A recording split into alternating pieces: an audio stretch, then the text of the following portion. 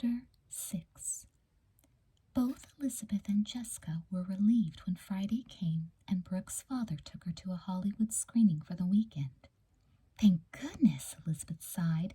2 whole days of just being me, if I can remember how. This triplets business has me dizzy, too, Jessica said with a laugh. I don't know who worked harder after school today, you decorating for the book fair, or me playing Jennifer on the walk home. Elizabeth nodded, remembering how she'd worked all that afternoon with Amy and the school fair committee, cutting paper streamers and lettering signs. They had turned each classroom into a different book. A title was displayed on each door, and student reports and projects were featured inside. Elizabeth's heart, though, hadn't been in her work. She had spent most of the time thinking how unfair it was that someone besides Jessica would receive the poster prize on Monday. Jessica's pink and white bedroom was a mess. Ned Wakefield had promised his family dinner out, and Jessica had strewn clothes everywhere looking for just the right outfit. What on earth did you and Brooke talk about when you were Jennifer at lunch today? She asked. On the way home, Disgusting asked me if I remembered the promise I'd made her. How could you promise that monster anything, Liz? Promise? Elizabeth looked confused. She remembered playing Jennifer at lunch that day, but she was sure she hadn't promised Brooke anything at all. We just talked about school, and I let her tell me how she hated everyone and everything about Sweet Valley. You know, the usual. Jessica smiled. Yep, the old dentist's charm, and I'll bet I know who's at the head of her hate list, too.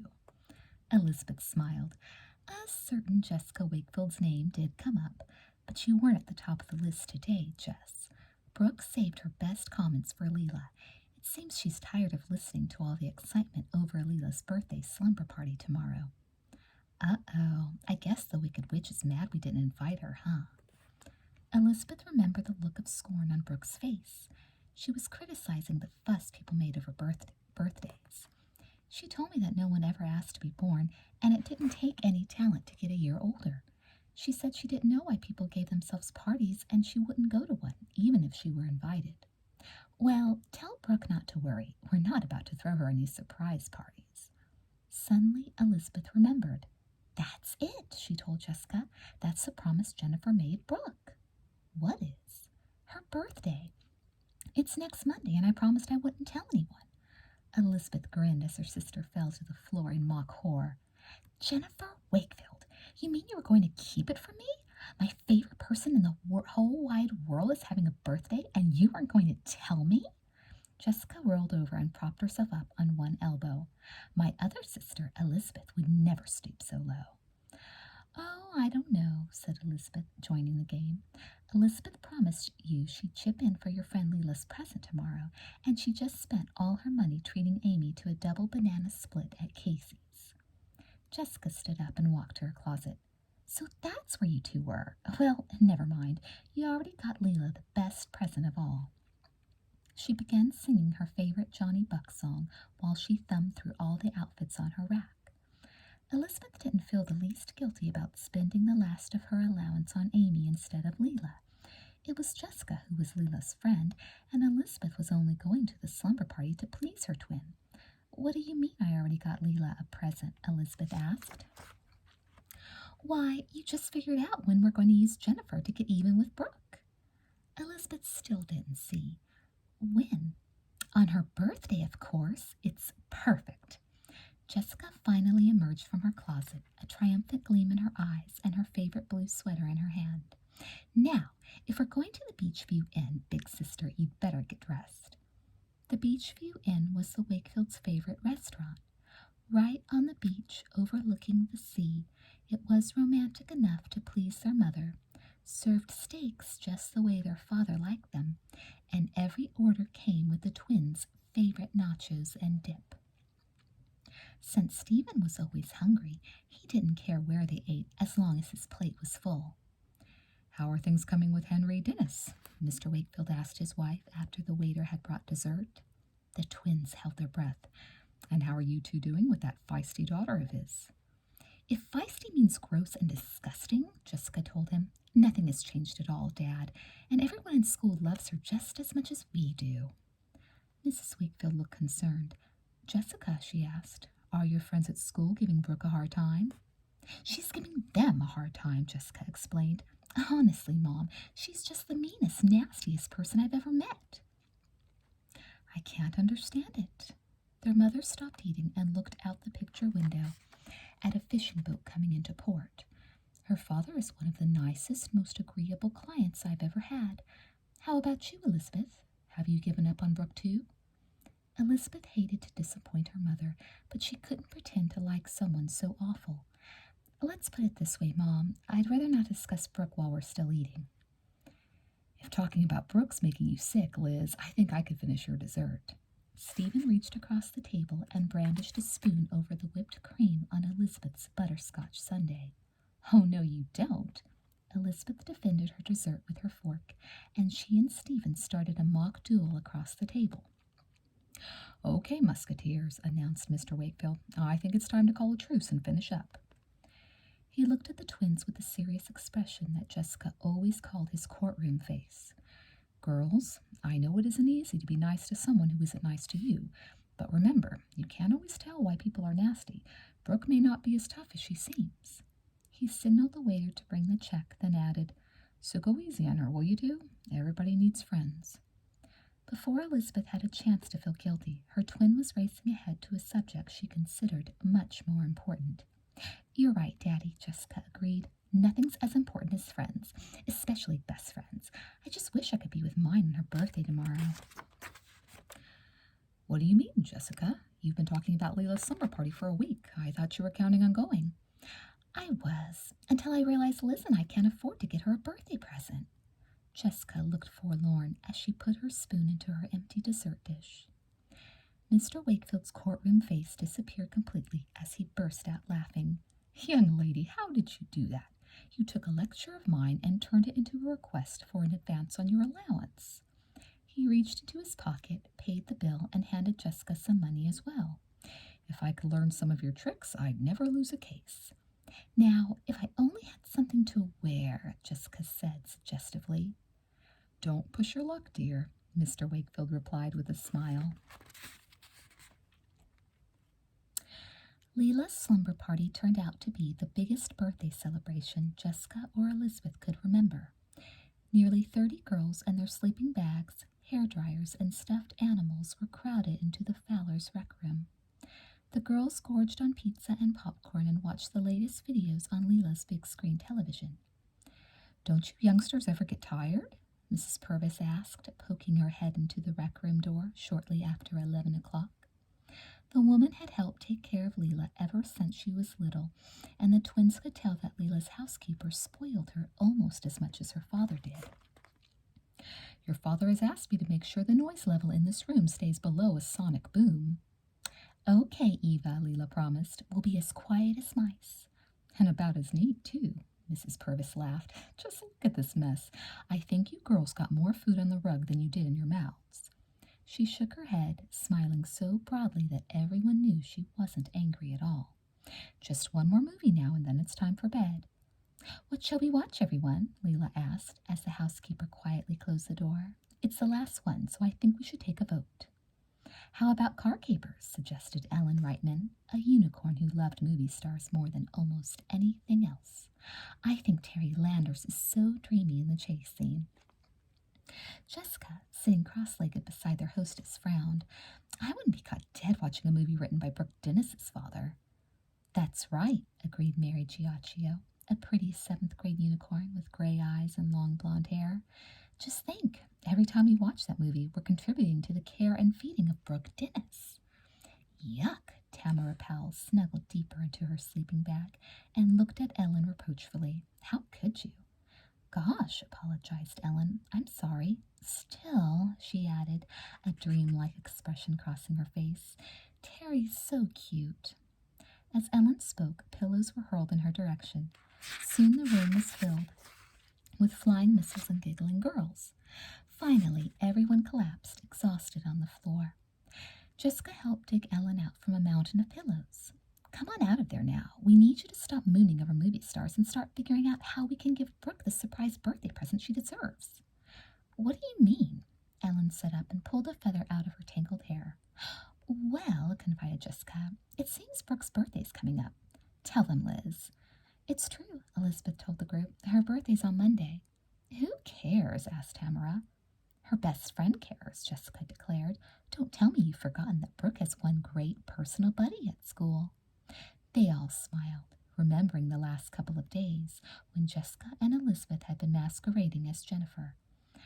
I almost slipped a couple of times, confessed Julie, who was sprawled on the floor next to Elizabeth. I kept getting confused about who was who. Me too. Mary, who had been looking through Leela's huge collection of videotapes, got up to join the others. I just kept looking for that silly bow behind your ear. I never knew who'd be wearing it, but as soon as I saw it, I'd yell out, Hi, Jennifer.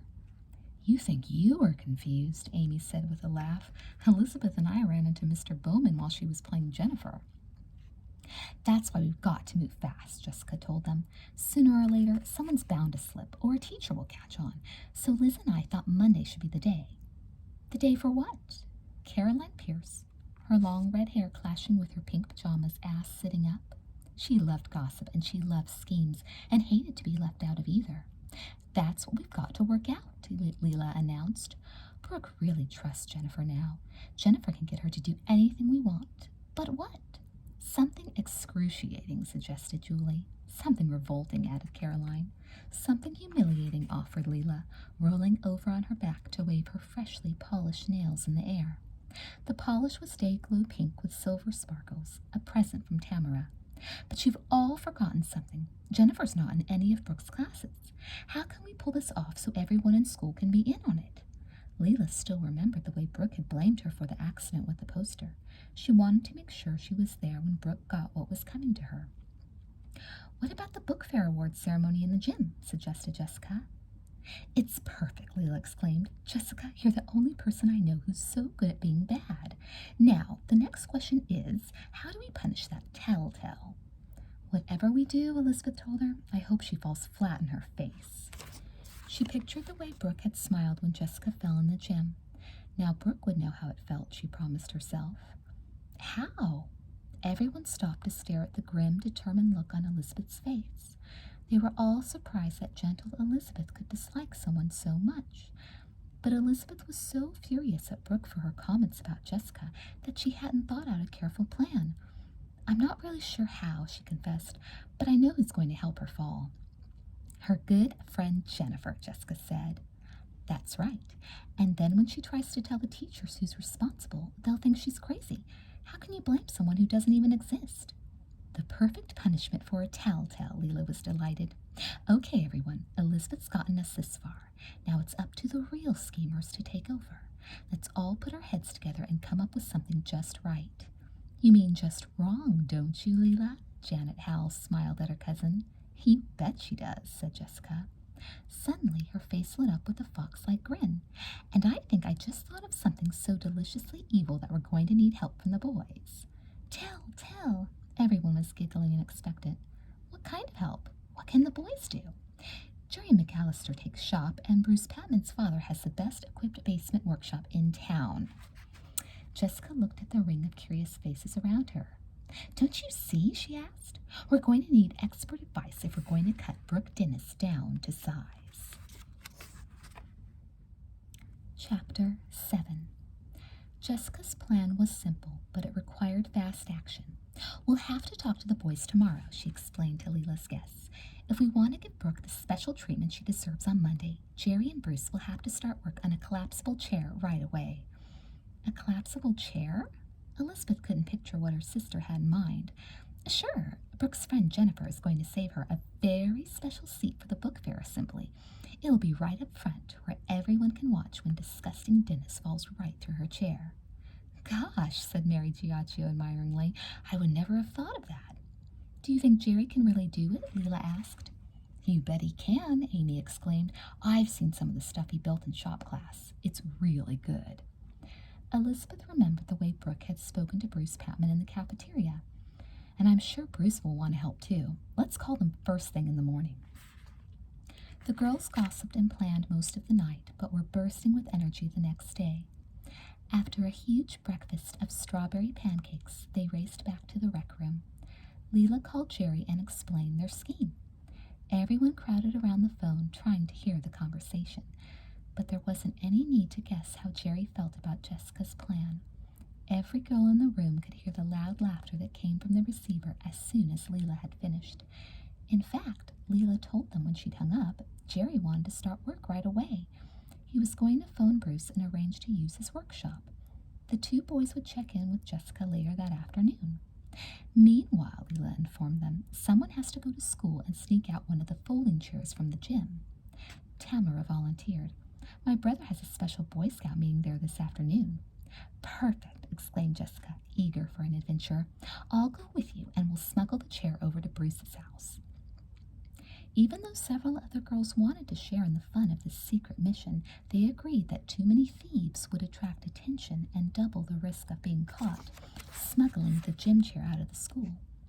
So it was just Jessica and Tamara who went to the Patman mansion that afternoon. The metal folding chair rested between them as they pressed the bell outside the huge estate on the hill overlooking Sweet Valley. Hi, girls. Bruce was wearing jeans and a surfing t-shirt. Come on down to the workshop. Jerry's already figured out how to make the chair collapse. Jessica, Tamara, and Bruce hurried out of the marble foyer and down to Mr. Patman's workshop. There, surrounded by drills and craft saws and dozens of other tools, was Jerry. He had sawed a piece of plywood in half, and Jessica and Tamara noticed that there were hinges along the sides of both halves. Hey, that's great, said Jessica. Now let's see if it works. After Jerry cut the plywood to fit the chair, he gave the bottom of the chair a few sharp taps with a hammer, and all four tugged and pulled and finally succeeded in removing its seat. Then, ripping the beige vinyl covering from the seat and wrapping it around the hinged plywood, Jerry carefully inserted the new bottom into the chair and stood it upright. There, he said, looking proud. Who wants to try it out? Not me, insisted Jessica. I've taken enough falls to last me for the rest of my life. Not me either, said Bruce. I've supplied the tools. I'm not giving my body to this project, too. Jessica and Bruce turned to Tamara. A look of panic crossed her face. No way, she declared. Well, Jerry announced gallantly, since it's my creation, I'd better be the guinea pig. Jerry gingerly lowered himself onto the chair. For several seconds the chair supported him. Then, just as he was about to get up and see what had gone wrong, the chair gave way. With a frightening crack, the seat collapsed under him. Jerry looked like a human pretzel. His bottom was on the floor and his feet were sticking up through the empty seat. Hooray! Bruce yelled, while the two girls applauded loudly. Jerry smiled and waved. It works! It works! Jessica was thrilled. I can't wait to see Queen Brooke take a seat on that throne. Well, agreed Jerry, picking himself up from the floor, it's the least we can do for Brooke after all she's done for us. But how are we going to sneak this chair back into the gym? Leave that to me, Jessica assured him. I'll think of something. Jessica and the others spent most of that night on the phone. The Sweet Valley grapevine spread the word quickly. Soon everyone knew that the fun was scheduled for the book fair assembly the next day.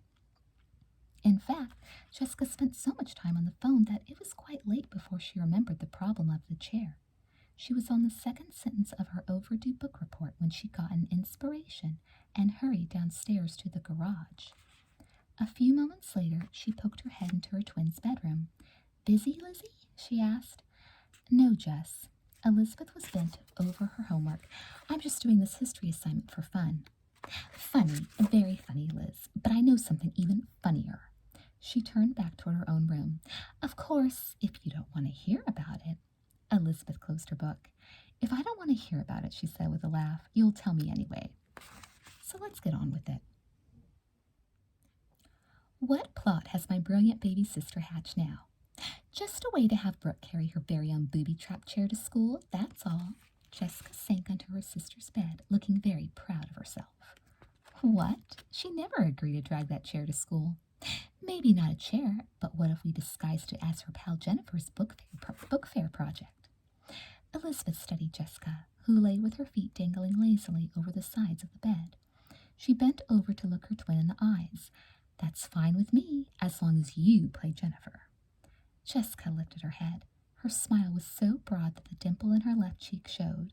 But Liz, I have a special unicorn meeting first thing in the morning. Besides, you're so much better at being friendly to creeps than I am. But I've already promised to play Jennifer at the fair, Jess. Why do I have to walk Brooke to school? It's your turn to do that. I know, Liz, but I have to be at that meeting tomorrow. My whole future depends on it. We're trying to decide on a fundraiser. What happens if I'm not there and they decide to sell magazine subscriptions? I die. I don't care if you end up selling hot dogs, Jess. I'm tired of being somebody's phony best friend. I'm tired of worrying about being caught, and I'll be glad when we've settled things with Brooke and we can go back to being ourselves. We won't have to wait long, promised Jessica. She got off Elizabeth's bed and pulled her twin toward her own room, and I just found the perfect disguise for the chair. As they stepped through her door, she pointed to a long cardboard carton on the floor. Remember when Stephen made the JV basketball team and begged Mom and Dad for a new backboard to practice on? Well, I found the box that came in behind the rakes in the garage. Elizabeth had to admit the plan seemed perfect. After all, Jennifer, like all the other kids at school, would have to submit a fair project that morning. The chair would just fit in the box, and the school custodian would surely let the girls drop it off in the gym.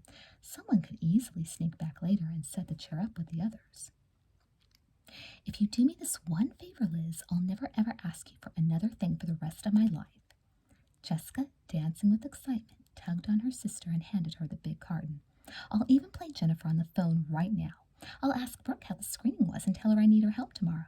I can be as nice as can be when I don't have to face Brooke in person. While Elizabeth packed the folding chair in the carton, Jessica called Brooke. In a voice as sweet as honey, she told Brooke that she'd finished a really special project for the fair and that her sisters were both busy the next morning. A few minutes later, Jessica hung up. Her expression didn't match the gentle voice she had used on the phone. Of all the nerve, she exclaimed. Would you believe what that gross girl just said? Elizabeth, who had scrawled book fair in big letters across the face of the carton, stood up to examine her work. What's the matter? She asked when she saw the furious scowl Jessica wore. Brooke, that's what's the matter. She just told me she'd be glad to help. So, that's great. But you didn't hear why she wants to help. Jessica was so angry she crumpled up the piece of notepaper she'd started her book report on. She said she hopes my project is good enough to win the book fair award, so everyone in school will forget about that spoiled crybaby, Jessica. The next day, all Brooke talked about on the way to school was the accident to the poster and how Jessica had ruined Brooke's chances to make friends at the new school. As soon as your crybaby sister got through with them, every kid in that room thought I'd ruined her dumb poster on purpose. Brooke walked behind Elizabeth, who held the front of the heavy box. She wore a red bow behind her ear to match the oversized cardigan she borrowed from Stephen. Maybe if you just apologized right away, Elizabeth suggested, the whole thing would have been forgotten by now. Are you kidding? Brooke laughed bitterly. Do you think Jessica would give up a chance for all those sympathy votes? No way. She's just using me to get more attention. She paused and raised her end of the box as they came to a curb, as if she needed any more. Elizabeth kept quiet. She knew that if she said anything, it would probably give her away. She wanted to tell Brooke off, to make her understand that she had no right to judge someone so harshly and unfairly. Instead, she remained silent, just nodding her head as Brooke kept ranting. Once, though, when Brooke called Jessica a two-faced phony, Elizabeth got so mad she dropped the front end of the box with a thud. As the box hit the ground, the chair inside landed with a metallic thud. What on earth have you gotten here? Asked Brooke. It sure doesn't feel like a poster. What did you do, Jennifer? Build a printing press? Elizabeth was so angry she couldn't think of a good answer. It's a surprise, she told Brooke. Just wait until the book fair assembly after lunch. I think you'll really like it. Well, Brooke admitted as they arrived at the school and headed for the gymnasium door, I don't even have to like it, just as long as it wins. They handed the box to the custodian and then circled around to the front entrance to wait for the first bell. After all, if another Wakefield wins the prize, maybe Jessica will stop hogging the spotlight. Elizabeth nearly exploded. What do you care? She couldn't believe Brooke was so jealous of the attention Jessica was getting when she herself never made any effort to make people like her at all. It doesn't matter to you what anyone here thinks anyway. It matters what you think, Jennifer.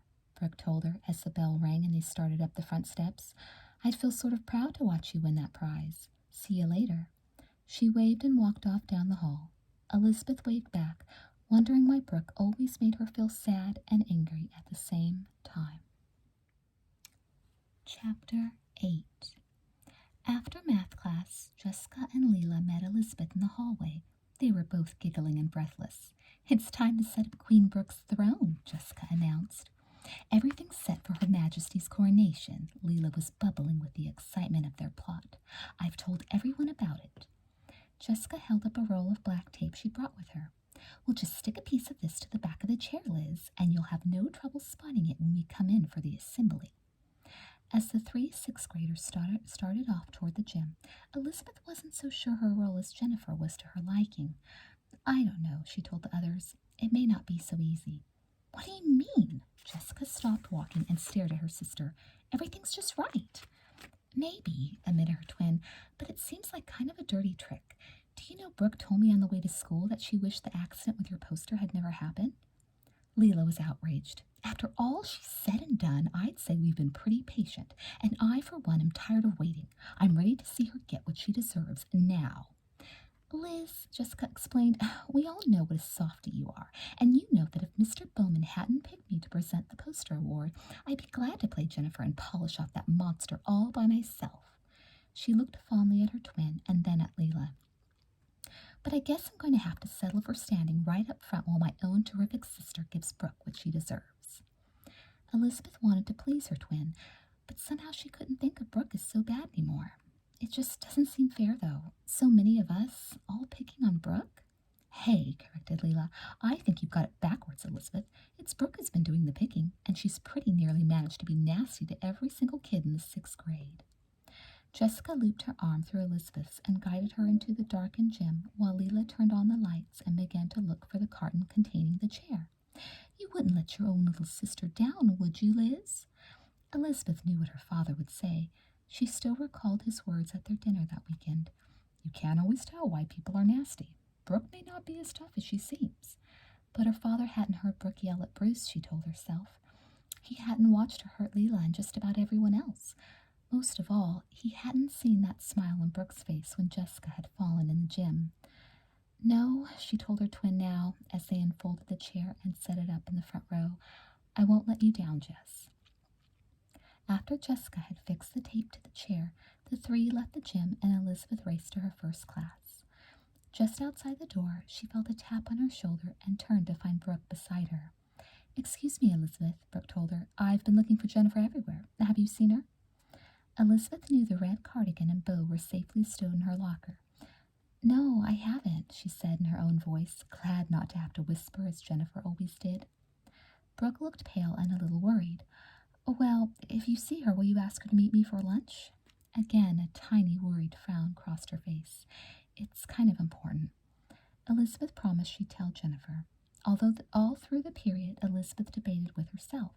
Should she get the sweater and bow out of her locker and meet Brooke at lunch? Or would it be better just to pretend that Elizabeth never found Jennifer at all? She didn't feel like playing Jennifer anymore. She was feeling so relieved that the assembly would be the Wakefield triplets' farewell performance.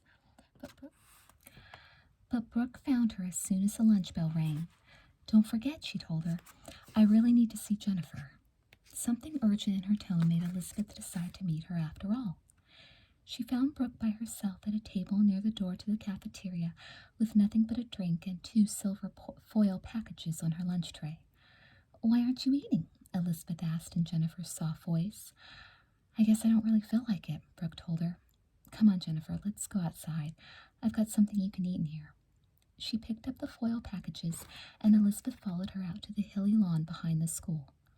It was pleasant, Elizabeth had to admit, to lie back in the grass and stare at the old brick building against the blue sky. "I come here a lot," Brooke said, waving her hand at the secluded nook behind the gardening shed. "It's a good place for thinking." Elizabeth thought of her thinking seat in the old pine tree in the Wakefield's backyard. She knew what it was like to have a special place to come to. She also knew that people usually came to this kind of place when something was wrong. "What's on your mind, Brooke? You look pretty down today." Oh, nothing really, Brooke told her, unwrapping one of the foil packages and handing the other to Elizabeth. It's just the birthday blues, I guess. Elizabeth stared at the foil in Brooke's lap. It held a huge slice of chocolate cake, covered with white icing and decorated with blue flowers. That's right, she said, pretending to sound surprised. Today's your birthday. Slowly she opened her own package and found another piece of cake. Feeling suddenly very embarrassed, she smiled awkwardly at Brooke. Gee, what a pretty cake. I love cake. I hate it, but Dad didn't even ask me what kind I wanted. He just phoned in an order to the best bakery in town and had them deliver it this morning. Brooke's eyes closed, and Elizabeth thought she saw tears brimming at their edges. I'm sorry I forgot your birthday, Brooke, but your family remembered, and that's what counts. Brooke looked at Elizabeth. What family? She asked. The bakery's delivery man was the only one who wished me a happy birthday today. Her voice caught as if she were trying not to cry. Not that I care, she said, clearly fighting tears, but my dad wasn't even home this morning. He had another script conference in Hollywood. I wish we'd never moved. It's hard when you've got busy working parents, Elizabeth agreed. At least you've got two parents who care. Brooke's expression was angry now, despite the tears in her eyes. My mother doesn't care about me at all. In fact, she wants to hurt me as much as she can. Elizabeth didn't know anything about Mrs. Dennis. In all their conversations, Brooke had never mentioned her mother. Elizabeth had assumed she was dead. What do you mean, Brooke? I'm sure your mother doesn't want to hurt you.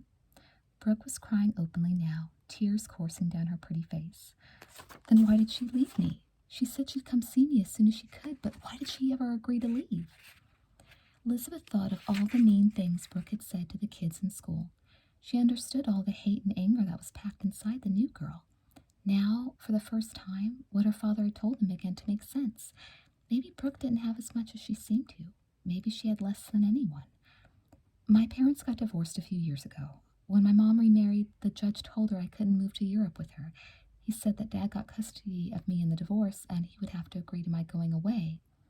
As she spoke, Brooke looked softer and more vulnerable than Elizabeth had ever seen her. Mom was going to have a baby, and she chose to go with her husband and leave me behind. She didn't call me today. She didn't even send a card. Brooke rolled over onto her stomach and put her head in her hands. Elizabeth had the strangest urge to reach over and pat her head. Brooke seemed so small and unhappy lying there. But then Elizabeth remembered how badly Brooke had treated Jessica. She wished she had never agreed to have lunch with Brooke. Suddenly Brooke raised her head and looked steadily at Elizabeth. Do you know what, Jennifer? She asked, her voice trembling. You're the first friend I've ever had. And Jennifer doesn't exist at all, Elizabeth thought miserably. At least since grade school, Brooke continued. After my mom left, I sort of figured nobody would like me anymore, since I could never get my mom to do the same kind of stuff moms usually do. She tore a fistful of grass from the lawn and flung it defiantly toward the school. And if nobody's going to like me, I'm sure not going to like them, especially Jessica. Everybody loves her. She's got everything, and I've got nothing. I just hate being me. Now she buried her head again and sobbed into the grass. Elizabeth's father had been right after all. Brooke Dennis wasn't as lucky as everyone thought. They had all made a terrible mistake, and it was up to Elizabeth to correct it. I'm so sorry, she told Brooke, and she meant it. I'm just glad I have someone I can at least talk to. Brooke sat up and dried her eyes with the back of one fingernail-polished hand. You must think I'm an awful baby, Jennifer, but every time we move it starts all over. I just know everyone will hate me, and they always do. I have to act tough and pretend I don't care, but sometimes, like now, it's really rough. I'll bet if you weren't so sure people were going to dislike you, Elizabeth suggested gently, they might get a chance to know you better. I don't think so. That first day when I saw Jessica coming down the street with that dumpy little dog, I knew what Sweet Valley was going to be like. My mom raises show dogs, and she must care more about them than me, because she's still got her dogs, but she doesn't have me. But she didn't give Jess a chance. I didn't need to, Brooke insisted. I took one look at Jessica, and I knew she had a mother who didn't care about silly, skinny show dogs. That fat old dog just made me want to cry right in the spot. And when Jessica said hello in that super friendly way, I figured she was trying to make me like her just so she could be nasty later. Elizabeth knew she had a lot of explaining to do, but she knew she had something more important to do first. Somehow she had to stop their trick during the assembly. If Brooke's new best friend tricked her, she'd never trust anyone again. chip on Brooke's shoulder had to be knocked off with kindness and understanding, not a cruel joke. Now Brooke was standing and brushing the cake crumbs and grass from her crisply pleated skirt. I feel better, Jennifer. I sure wish you could have been in some of my classes. I miss having you to talk to. Elizabeth felt more guilty and horrible than she could ever remember feeling. She wanted to sink into the ground, but more than that, she wanted to make things better for Brooke Dennis. Come on, she said, pulling Brooke by the hand. Let's skip the assembly and have a nice long talk at my house. No one will miss us. But Brooke stood still and pulled away from Elizabeth. No way, Jennifer. You worked hard on that big project we lugged to school this morning, and I'll bet you stand a good chance of winning the award. She smiled, the first genuine smile Elizabeth had seen on her face since they'd met. Jessica's plan, Elizabeth realized, had worked too well. Since she had helped carry Jennifer's project, Brooke was determined to see it win. Unwillingly, she felt herself being dragged along by an enthusiastic Brooke. I hate crowds, Elizabeth said, desperately trying to keep Brooke from heading for the gym. What if I win and make a fool of myself in front of all those people? Don't worry, Brooke assured her, linking her arm through Elizabeth's as they walked in through the gym door. If you feel a little scared when you get up to accept the award, just look back at the audience. You'll have a friend right up in the front row, cheering for you. Chapter 9. Elizabeth looked around the gym. The bleachers had been folded back, and chairs were set up around the stage. Mr. Bowman, the principal, and Jessica were seated near a microphone on stage, where the presentation would take place. As the two girls walked through the crowd, familiar faces turned to greet Jennifer and her friend. Hey, Jennifer, how's it going? Charlie Cashman winked at Elizabeth and pointed to the front row of chairs. If you hurry, you can get the last 2 seats left in the house. Elizabeth smiled nervously and tried to steer Brooke to an empty seat she spotted in the last row. She had decided that she couldn't let Brooke sit in the chair Jerry had prepared, not now that Elizabeth understood how unhappy and confused her new neighbor was. Brooke trusted her and needed her friendship. Elizabeth wouldn't let her down. Here, Brooke, she said, let's sit back here. I hate being right up front. Don't be silly, Jen. Brooke laughed and showed Elizabeth the same sweet smile she'd worn a few minutes before. There's only one chair here.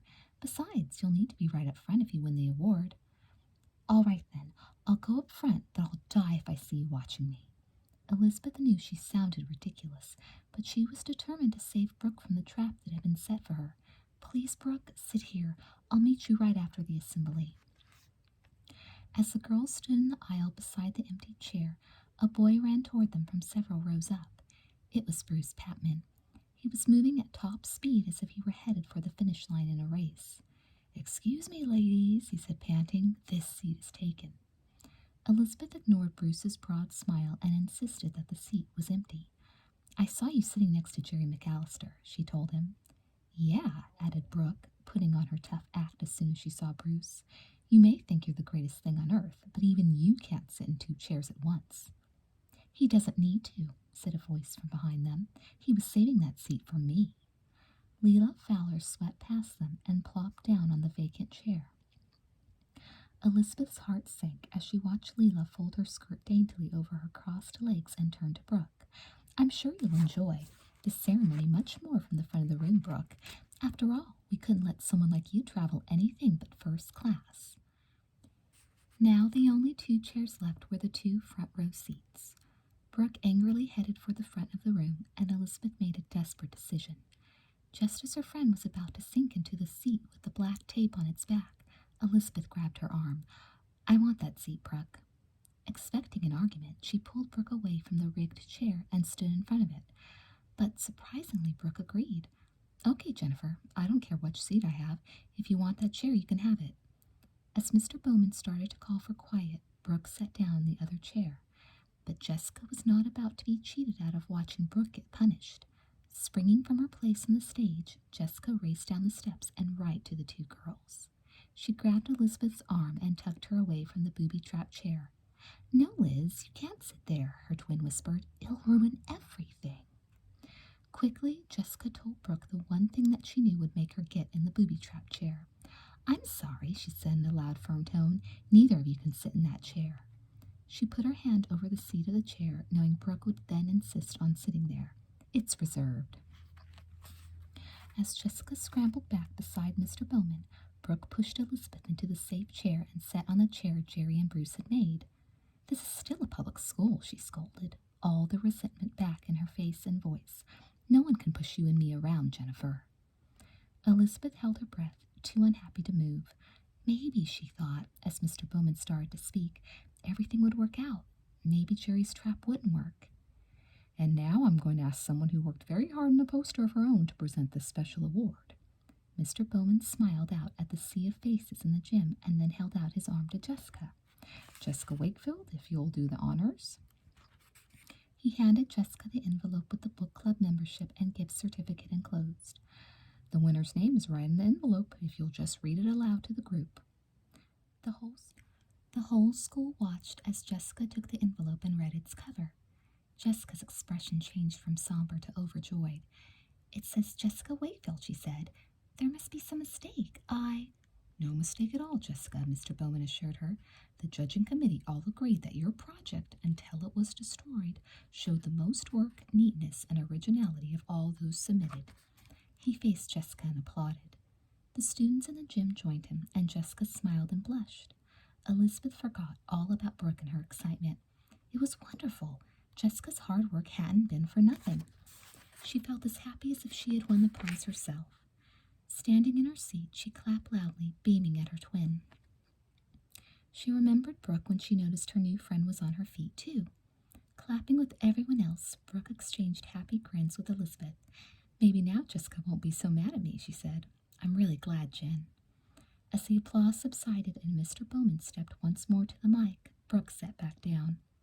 With a sickening crack, the false bottom of the rigged chair collapsed, and Brooke fell through her seat. She sat on the floor in the hushed gym, with her feet sticking foolishly out of the empty chair bottom. The silence was replaced by titters and then chuckles and finally loud laughter. Brooke looked over at her friend. Suddenly, all the foolish arguments over the chair made sense. You knew about this! The pain and hurt that showed on Brooke's face made Elizabeth wish she were anywhere else in the world. As the classmates she had snubbed continued to have the last laugh, Brooke tried to lift herself from the shattered chair. Elizabeth, dizzy with guilt, leaned over to help her up. Don't touch me, screamed the humiliated girl. I don't need your help. I don't need anybody's help at all. Suddenly, Mr. Bowman was by her side. Here, Brooke, let's see if we can straighten you out. Trying to joke her out of her embarrassment and smiling kindly, he offered Brooke his hand. Looks like you had a little trouble with your chair. It wasn't an accident, explained Brooke, who was crying openly. It was Jennifer. Her old anger was back. She did this to me. It's all her fault. She pointed at Elizabeth. You mean Elizabeth made your chair break? Mr. Bowman put his arm around Brooke, who had now begun to sob. I don't think anyone's to blame, Brooke. She is, whimpered Brooke. Jennifer knew about it all along. This is Elizabeth, Mr. Bowman corrected her and smiled. This time I'm sure because her twin is still up on stage. It's Jennifer, insisted Brooke, not realizing how badly she'd been tricked. They're not twins, they're triplets. The students in the seats nearby couldn't contain themselves. They roared with laughter at Brooke's confusion. Well, I admit that sometimes it may seem like there are 3 Wakefields in the school, conceded Mr. Bowman, but I'm afraid Jessica and Elizabeth are the only Wakefields here. At first, Brooke seemed to refuse to believe she'd been tricked. No, she said, shaking her head, this is Jennifer. Then, looking at Elizabeth's sorrowful, guilty expression and hearing the howls of laughter that surrounded her, Brooke finally realized the truth. How could you, she asked, whirling to face the laughing students around her. How could you? At last she turned back to Elizabeth, who stood with her head bent, too ashamed to look Brooke in the face. Then Brooke was gone, racing like a whirlwind down the aisle and out the gym door. It happened so quickly that hardly anyone noticed her go. Elizabeth knew how very wrong they'd been about Brooke. She had been the one person who might have stopped them, but she had failed. Now she wondered how she could explain this terrible joke to Brooke, and whether Brooke could ever forgive her. Elizabeth raced after Brooke. She had to stop her and make her understand, but it was no use. As soon as she caught up to her neighbor, she saw the old stubborn expression on Brooke's face. Please, Brooke, Elizabeth begged, let me explain. Listen, Jennifer or Elizabeth or Jessica or whoever you are, she screamed. I don't want any explanations. Just get away and leave me alone. She turned on her heel and took off across the lawn. Dismayed, Elizabeth watched Brooke disappear from sight. She stood by herself for a while, wondering why she had ever agreed to do such an awful thing. What had she thought a dumb stunt like that would accomplish anyway? Elizabeth looked for Brooke for the next 15 minutes. Then Elizabeth thought of her own thinking seat and remembered Brooke's secret spot behind the gardening shed. Sure enough, Elizabeth found the girl sitting with her head in her hands in the same place where they had had lunch together. She was sobbing uncontrollably and didn't even look up when Elizabeth sat down beside her. This time, Elizabeth didn't resist the urge to comfort the girl. She put her arm around Brooke and let her cry on her shoulder. At last, Brooke looked up at Elizabeth, 2 long tear stains trailing down her cheeks. I thought you were my friend, she said quietly. How could you let them do that to me? How could you lie to me like that? I tried to stop them today, Brooke, honest. Once I knew what you were really like, I didn't want to go through with it. It's just that things had gone too far. You bet they did. I just want to disappear. Brooke sniffed and wiped her tear-streaked face. I want to go somewhere where no one can ever hurt me again. Not my mother, not my father, not you or anyone at all. I'm so sorry, Elizabeth said, feeling worse than she could ever imagine feeling. I'd like us to still be friends, Brooke, she said sincerely. Can't we start over? What's the use? I'd have to go through this all again. Nothing's different. Everybody still hates me. I don't, Elizabeth told her. Who are you anyway? I'm Elizabeth, and I'd like to be your friend if you'd let me. I know it seems hard to believe, but I really do care what happens to you. Well, you're the only one. Even I don't care anymore. Brooke struggled to her feet and walked off without looking back. Chapter 10. When Elizabeth got home, her mother and sister were waiting for her. The look on Mrs. Wakefield's face made it plain that something was terribly wrong. Jessica was seated at the kitchen table, a glum expression on her face. There was no after-school snack or homework spread across the table.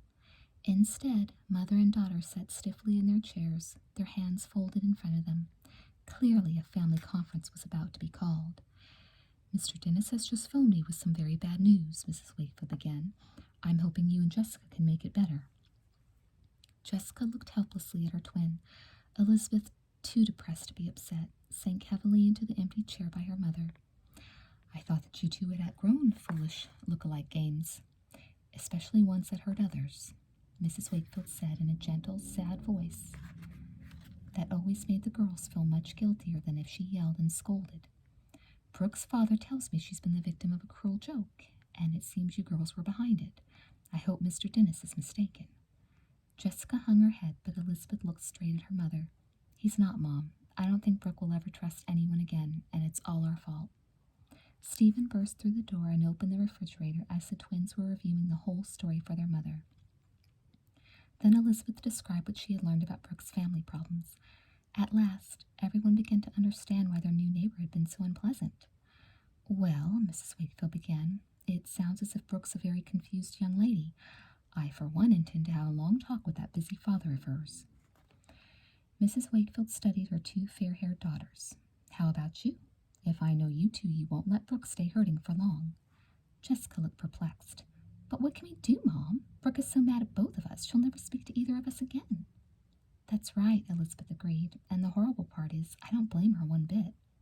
Maybe she'd still speak to Jennifer, Stephen suggested, his face brightening. Now it was Mrs. Wakefield's turn to be puzzled. What do you mean, Steve? It was that made-up triplet who started all the trouble in the first place. That's just why she should be the one to finish it. But we both played Jennifer, explained Elizabeth. How could 2 Jennifers apologize to Brooke? Easy, their brother told her. You both dress up as Jennifer and make her understand you're double sorry. Show her she's got 2 real friends now instead of one phony one. How about lots of real friends? Asked Jessica, now enthusiastic. I'll bet a lot of kids at school will want to make it up to Brooke, too. Elizabeth brightened. Even if Brooke wouldn't listen to the 2 of them, she'd have to believe they were serious if the others joined them. You're right, Jess. I think this calls for an emergency first meeting of the Brooke Dennis fan club. Now you're cooking, big sister. How many kids do you think we could get over here to help? Elizabeth grinned broadly. If we tell Caroline Pierce, we could probably have the whole school here in no time. A few short hours later, the Wakefields' living room was filled with kids from school. After Elizabeth told them how lonely Brooke was, they all felt awful about having ganged up on her. Especially on her birthday, moaned Julie Porter. What a day to make someone cry. Looks like we really goofed, admitted Jerry and McAllister. I wish I hadn't done such a good job on that chair, he added. I feel terrible. We've got an idea. Caroline Pierce linked arms with Amy and Elizabeth, then called for silence. We've thought of how to show Brooke we're sorry. Everyone gathered around the three girls, and Stephen and Mrs. Wakefield, who had just carried in a fresh supply of popcorn, stayed to hear the new plan. It's simple, Caroline told them all. We'll give Brooke another birthday surprise, only this time it will be the right kind. We'll throw her the biggest, best birthday party ever. Sounds good, commented Stephen, but just how do you expect to get Brooke over here? I mean, she's not exactly on speaking terms with anybody here. Don't worry about that, Mrs. Wakefield promised. I can speak to Mr. Dennis and make certain he brings Brooke here. How does that sound? Great, exclaimed Amy. I love birthday parties. Well, this one's going to be a little short on food unless I get to the store. Mrs. Wakefield smiled at the sea of eager faces around her. Any orders? How about tacos? Potato chips? Wait a minute, Mrs. Wakefield laughed and picked up a pad and pencil from the coffee table. Let's write everything down. Mary Giacchio raced to her side, taking the tablet from her hand. That's okay, Mrs. Wakefield, she volunteered. I'll do this for you, and then we'll both go to the store. I love shopping. And while we're at it, what about the cake? Mrs. Wakefield asked. That's where we come in, Elizabeth told her. She looked at Amy and Julie, who nodded their approval, and continued, if this is going to be a surprise party, we'd like the cake to be the best surprise of all. Mrs. Wakefield beamed with pride at her daughters and their friends. They had made a big mistake, but they were making up for it in a big way. She hugged Jessica, who gave a little embarrassed laugh, and pushed her mother and Mary toward the door. Okay, Mommy, you two have tons of shopping to do. The rest of us have some serious baking ahead of us. That's right, Elizabeth agreed. If we're going to have a vanilla cake with orange frosting by tonight, we'd better get to it. Hey, why not chocolate? Complained Stephen. I'm afraid it'll have to be vanilla tonight, Elizabeth told him as she led the group into the Wakefield Spanish-style kitchen. I know for a fact that Brooke hates chocolate. Oh, yeah? Stephen sounded disappointed. And just who told you that? Elizabeth smiled at her brother. Brooke's first real friend, that's who. The whole crew noisily and busily worked at their various jobs. Finally, Caroline Pierce stood back to admire their efforts. Everyone agreed that this was going to be the best birthday party ever. Amy and Caroline had hung yellow and pink crepe paper from one end of the living room to the other. Leela had wanted to include the unicorn color purple in their decorating scheme, but several other girls had talked her out of it. Bowls of popcorn and candy topped every table. Balloons hung in a huge cluster from the ceiling. Below the star in the middle of the room was the main attraction. A huge cake covered with tiny roses and white candles set atop a draped stand. Elizabeth's kitchen brigade had outdone themselves. Stephen couldn't resist sampling the icing, and the broad smile on his face told them the cake tasted as good as it looked. When Mary and Mrs. Wakefield returned from the store, they could hardly believe their eyes. You've really outdone yourselves, the twins' mother told them. Isn't this great? She asked, turning to Mary. Mary grinned and held Mrs. Wakefield's arm. Those decorations sure look nice. Her eyes were glued on Mrs. Wakefield's friendly face. I think we should finish unloading the groceries, and then I can help you put everything out. She pulled Mrs. Wakefield by the hand, leading her toward the kitchen. Jessica nudged Elizabeth. Boy, I didn't know Mary was such a mother's helper. Elizabeth studied the blonde girl hurrying into the kitchen with her mother. Neither did I. I can't imagine wanting to help unload groceries. Yeah, who'd rather spend time helping a grown-up than being in here where the action is? Right now, me. Elizabeth dashed into the hall and opened the front door for her father. She took his briefcase and led him into the living room, where he looked around in confusion. He surveyed the balloons and streamers and then winked at his young guests. Really, you shouldn't have gone to all this trouble, he joked. I didn't even win my case today. Jessica hugged her father, then joined in the fun. Daddy, she told him, you don't need to win a case to have a celebration. We're just glad you're home. Right, Dad, Stephen added, laying an affectionate hand on his father's shoulder. This was no trouble at all. In fact, a raise in allowance would be enough reward. Everyone laughed, ready for fun after their hard work. But Mrs. Wakefield had bad news for them. I'm sorry, kids, she announced, coming back from the kitchen, but it seems that the birthday girl is in no mood for a party. What? The group was suddenly silent as they all stared at one another in disbelief. Could all their work have been for nothing? I just got off the phone with Mr. Dennis. He says he's tried to convince Brooke to join us for a decorating conference tonight, but she won't set foot in this house. But Mom, Jessica cried, she's just got to come. I guess you've played one trick too many after all, Mrs. Wakefield sighed. Brooke told her father she doesn't ever want to see you or Elizabeth again for as long as she lives. Chapter 11. As everyone stood in the Wakefields' living room looking helpless, Elizabeth took charge. Well, she decided, if Brooke won't come to us, we'll have to go to her. Quickly she raced upstairs. A minute later she raced downstairs again, grabbed Jessica by the arm, and hustled her into the hall. Come on, little sister, we've got work to do. From the front door she turned back to the others. Don't anybody go away. We'll be right back with the guest of honor. I hope you know what you're doing, Jessica complained as they hurried down their driveway and up the street. Hey, that's not the way to Brooke's house. She stopped in the middle of the sidewalk as her sister headed off in the wrong direction. I know, Elizabeth told her, but it is the way to Mrs. Bramble's. Mrs. Bramble was the elderly woman whose Cocker Spaniel was the dog Jessica had been walking the day she first met Brooke. The lively old woman had become a special friend of the twinses, but Jessica didn't see how she could help them now. If we're going to convince Brooke to even speak to us, explained Elizabeth, we're going to need to make an extra special impression. That's why I brought these along. She pulled 3 bright red bows from her pocket. Jessica stared at the shiny ribbons, each exactly like the ones Jennifer had worn. If Brooke hates 2, Jennifer, she asked, what makes you think she'll like 3? And what makes you think Mrs. Bramble is going to wear one of those silly bows? She's not going to, Jess. Sally is. Sally was Mrs. Bramble's aged dog, and Jessica was more confused than ever. Still, she tagged along as Elizabeth rang Mrs. Bramble's bell and asked to borrow Sally. Soon the 3 of them were on their way to Brooke's house. They made quite a picture, 2 blonde identical twins and a fat, shaggy old dog, all with red bows behind their ears. It was such a ridiculous picture that even Brooke couldn't help smiling a tiny bit when she opened the door. But the smile was replaced by a scowl. If you think I'm going to ask you in so you can make a fool of me again, she told them defiantly, you are dead wrong.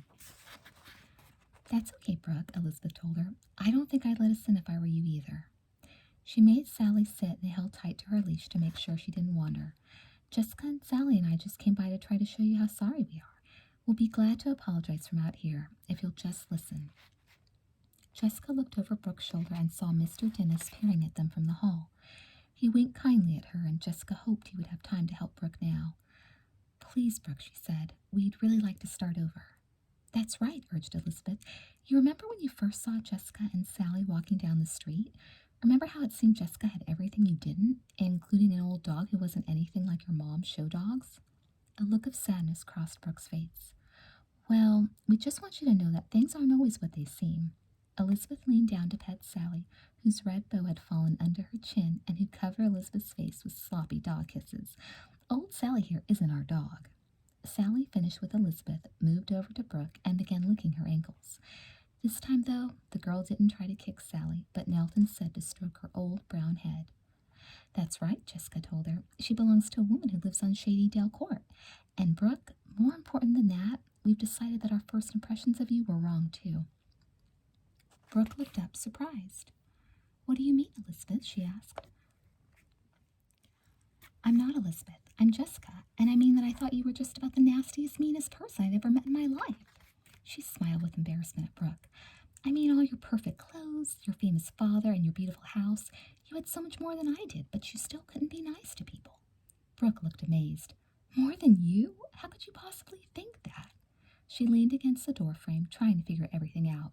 It's you who has everything. A mother who loves you, a father who's always around, and on top of that, every kid in school thinks you're terrific. What more could you want? Mr. Dennis stepped up from behind his daughter and put his arm gently on her shoulder. I think you kids just had your wires crossed, that's all. Then he shook his head. And you weren't the only ones. I was so busy trying to make you a good home, Brooke, that I forgot to live in it with you. He tousled Brooke's perfectly combed hair. I even forgot to tell you how much your mother loves you. Brooke turned to him, a tiny, hopeful question mark in her eyes. Why, what do you mean, Dad? Mommy left us. Yes, you know she did. But you also know she needed time with her new husband and baby. What you don't know, Brooke, is that she's planning to visit us this summer. She asked me to keep it a secret so you'd be surprised. He took his daughter's hand and led her friends into the living room. But I think we've had enough surprises around here lately. Well, almost enough, Jessica giggled happily. We've got just one more for you, Brooke, if you'll only come back to the house with us. Elizabeth's smile was so genuine that even Brooke couldn't doubt her.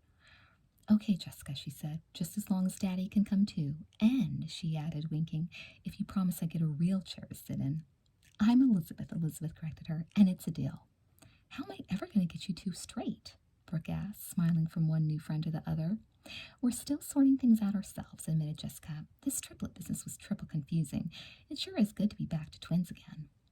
Back at the Wakefield's house, Caroline Pierce was peering through the living room curtains. When the twins, Brooke and Mr. Dennis, came to view, Caroline gave a little shriek and headed for cover. Quick, she yelled, everybody hide! When Elizabeth and Jessica invited their guests in, the whole house seemed strangely still. But just as the group entered the living room, everyone leaped from his hiding place. Surprise! Everyone could see how shocked Brooke was as she was suddenly surrounded by her new friends. Flushed and smiling, Brooke turned from one friendly face to another. I really don't know what to say, she told them quietly. With a glowing face, she studied the loops of crepe paper and the colorful cluster of balloons hanging over her head. Ooh, she took a shy step forward toward the cake on its straight platform. Don't worry, Charlie assured her. It won't explode. It made one of his comic bows and then presented her with a knife. But we will if you don't hurry up and cut the first piece. Everybody laughed and gathered around Brooke and her birthday cake. They sang a chorus of happy birthday as Brooke stared at the pink roses that had been squeezed into the shape of a heart on the cake.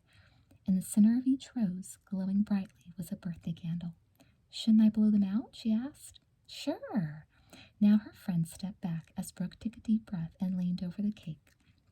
She blew out all the candles with one try. That means you'll get your wish today, Jessica announced, starting to pull the candles from the middle of the roses. I'll cut the cake for you, Brooke, said Mrs. Wakefield. I'd hate to see those gorgeous clothes get ruined. Thanks, Brooke spoke softly. Then she smiled mischievously. But if you left me on my own, maybe I would ruin this awful dress and be able to get some comfortable clothes instead. Everyone chuckled except Mr. Dennis. But I thought the clothes Mrs. Dubois picked out were very stylish. He looked confused. They are, Daddy, Brooke told him. That's just the trouble. These clothes are pretty to look at, but they're not much fun to wear. She hugged her father affectionately and looked happier than anyone in Sweet Valley could ever remember seeing her. From the back of the room, Stephen offered to help. Until you trade in those designer clothes, Brooke, maybe Jennifer's wardrobe will come in handy. He whirled around like a model, displaying the red cardigan he had lent the twins for their triplets trick. You can borrow my sweaters any time. As the laughter died down, everyone began to eat the slices of cake that Brooke passed around. With everyone in the room served, Brooke settled down to enjoy her own piece. Just as she was about to swallow her first bite, though, a last-minute guest reminded her that she'd forgotten someone. Yelping and wiggling at her feet, Sally begged for her own cake to help celebrate. Brooke laughed and placed a paper plate heaped with cake beside the little dog. We wouldn't want to forget you, she told Sally. If Jessica and Elizabeth can be big enough to apologize, I can too. She leaned down to give the old Cocker Spaniel a tickle under its chin. I'm sorry I misjudged you, Sally. Let's be friends. She held out her hand, and the little dog sealed the bargain by licking the icing off Brooke's fingers. It was 2 hours later when the party finally ended. As they waved goodbye to their last guests, the twins felt tired and happy. You know what, Jessica told her sister, that was the nicest party I've ever been to, even if we did give it ourselves. It sure was, agreed Elizabeth. And the best part is we can spend the whole school day tomorrow just being us. Suddenly, Jessica's face darkened. And the worst part is, she reminded her twin, we haven't done our homework. Oh, no! Both girls looked helplessly at the paper and food strewn across the living room. We'll never get this mess cleaned up in time to study for that big history test. Yes, you will, Mr. Wakefield assured them. Your mother and I will form a cleanup brigade while you two get down to work. He turned to Stephen, who had already started upstairs with his sisters. As for you, Stephen, there's a certain little dog that needs to be returned to Mrs. Bramble. Oh, Dad. Stephen headed reluctantly for the hall, Sally bouncing eagerly behind him. It doesn't pay to be the scholarly type like me and finish your homework early. He grabbed a taco, gathered up Sally's leash, and was out the door. Elizabeth had been at work only a few minutes when the usual knock at the door interrupted her. Hi, Liz. Jessica flung herself into Elizabeth's bed, anxious to talk about the party. For once, Elizabeth didn't mind. She felt too grateful and excited to concentrate in Greek mythology. Jess, I think things are really going to be different for Brooke from now on. Jessica grinned at her twin. Yep, she agreed, and the difference won't be just in the way she dresses either. Mom said she and Mr. Dennis had a long talk. Elizabeth left her desk to sit beside her sister on the bed.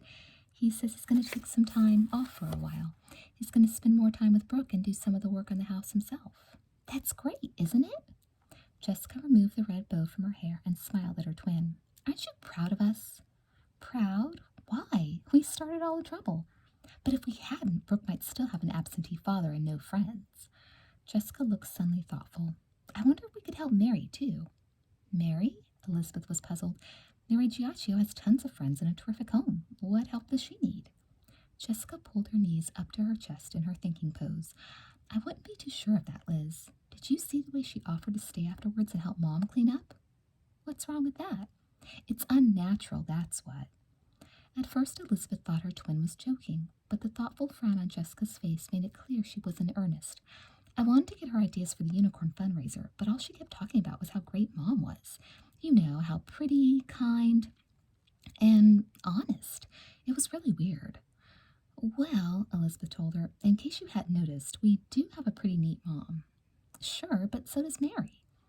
Elizabeth thought about the Altmans, the friendly couple who were Mary's foster parents. They had a beautiful house and seemed as loving toward Mary as if she were their own child. Yeah, she admitted, I like Mrs. Altman a lot. That's just what I mean, insisted Jessica. And why doesn't Mary ever talk about her real parents? I'll bet there's a family mystery behind all this. Jessica Wakefield, you've been reading too many Nancy Drew books. Mary's a perfectly ordinary girl with a perfectly nice family. Liz, if you'd stop dreaming over those silly horse stories of yours, you'd notice this sort of thing more often. Elizabeth laughed. I know one thing about people and animals, Jess. Sometimes it's better to leave them alone than to worry them to death. What secret is Mary Giacchio hiding? Find out in Sweet Valley Twins number 7, coming next month.